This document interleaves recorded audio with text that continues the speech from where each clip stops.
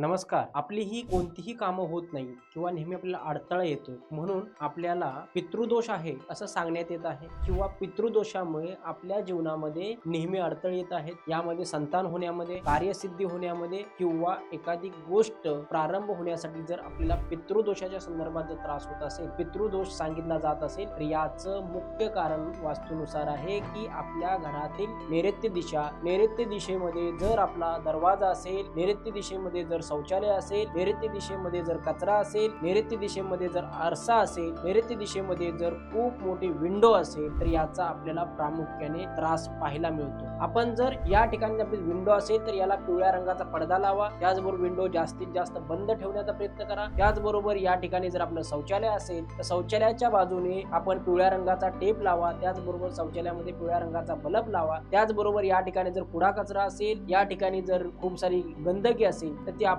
साफ करा, स्वच्छ करा. आणि या ठिकाणी जर आपला दरवाजा असेल तर या दरवाजाच्या ठिकाणी आपण सुंदर असं स्वस्तिक लावा. त्याचबरोबर या दरवाजाच्या ठिकाणी आपण तोरणही लावू शकता. त्याचबरोबर या ठिकाणी आपण आपल्या घरातील पितरांच्या संदर्भात एक दही भाताचा नैवेद्य या ठिकाणी दिशेमध्ये आपण ठेवू शकता आणि आपल्याला दिवसेंदिवस आपली कार्य प्रारंभ झालेले दिसतील.